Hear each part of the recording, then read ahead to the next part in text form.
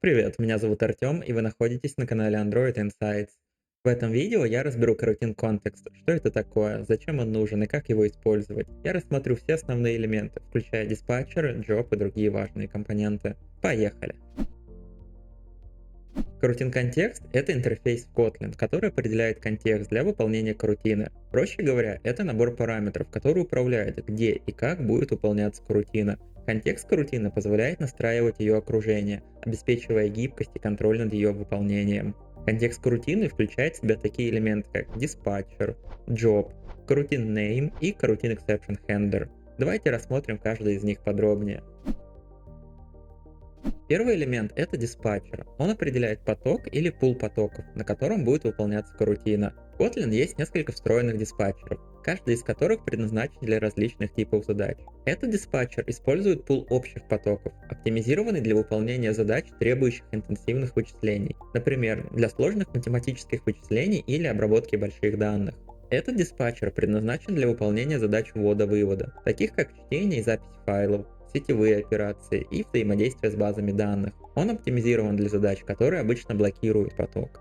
Этот диспетчер используется для выполнения задач в главном потоке, что особенно важно для Android-приложений, где необходимо обновлять интерфейс пользователя. Этот диспатчер начинает выполнение корутины в текущем потоке до первой приостановки, а затем продолжает выполнение в потоке определенным возобновлением. Это может быть полезно для кратковременных задач или в случаях, когда вам не важно, в каком потоке будет продолжаться выполнение. Да, описание этого диспатчера может звучать сложно, поэтому покажу на примере. В этом примере корутина, запущенная с dispatchers unconfined, начинает выполнение в главном потоке. После вызова delay она продолжает выполнение в потоке, который возобновил ее выполнение. Это показывает, как dispatchers unconfined может менять потоки выполнения.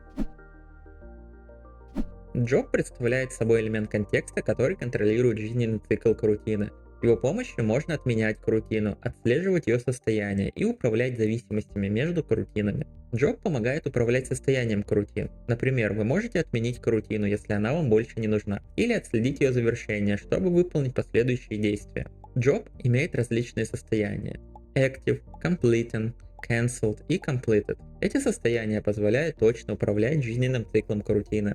В этом примере я создаю корутину с job, которая выполняет цикл с задержками. После 1300 миллисекунд я отменяю корутину с помощью cancel and join. Это демонстрирует, как можно управлять жизненным циклом корутины с использованием job. Также есть coroutine name для задания имени корутины. Это может быть полезно для отладки, так как позволяет легко идентифицировать корутины в логах. В этом примере я задаю имя корутины myCoroutine и затем вывожу его на экран. Это помогает лучше отслеживать выполнение различных корутин.